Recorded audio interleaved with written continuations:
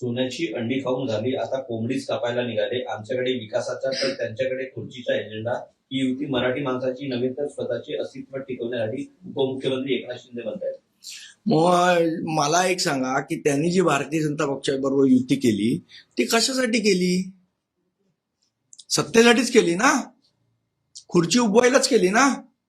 मुख्यमंत्रीपद मिळालं नसतं तर युती केली असती का एकनाथ शिंदेनी? दुसऱ्याकडे जेव्हा एक बोट दाखवत आहे तेव्हा 4 बोट त्यांच्याकडे आहेत, हे त्यांनी लक्षात ठेवलं पाहिजे. अदानी फॅमिलीसाठी महानगरपालिका नाही, हे त्यांनी लक्षात ठेवावं.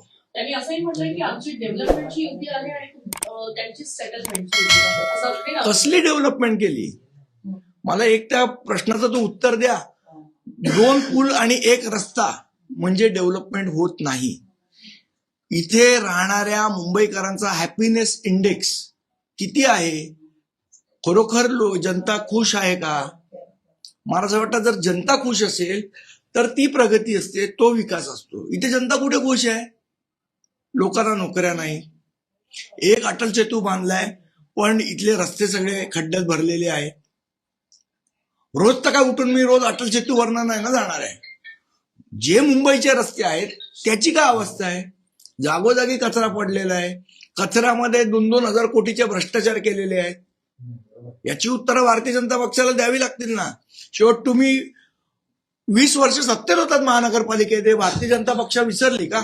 त्यांनी असंही म्हटलंय की गेली 25 वर्ष शिवसेना सत्तेमध्ये होती आणि गेले 25 वर्ष भारतीय जनता पक्ष सत्तेत होती महानगरपालिकेत. पहारेकरी म्हणून स्वतःला म्हणून घेत होते. ते पहारेकरी का झोपा काढत होते का डोळे मिटून हात पुढे करत होते? एकदा उत्तर त्यांनी पण द्यावं. आशिष शेलारांनी देखील काल टीका केली. ते म्हणते ती कालची पत्रकार परिषद होती शॉकिंग होती. आवडली की नाही आवडली? सेन्सॉर झाले नाही म्हणतात त्याचं. शेलारांचा प्रॉब्लेम असा आहे, त्यांना सध्या त्यांच्या पक्षात विचारत नाही, त्यामुळे रोज हल्ली त्यांना रामदास आठवले चावलेत. राज ठाकरे यांनी काल म्हटलं होतं की पोरं चोरणारी टोळी सध्या कार्यरत झाली. त्याच्यावर एकनाथ शिंदे असं म्हणतायत की जे स्वतःची पोरं सांभाळू शकत नाही ते महाराष्ट्र काय जर सांभाळणार? सत्तेतलेच लोक गुंड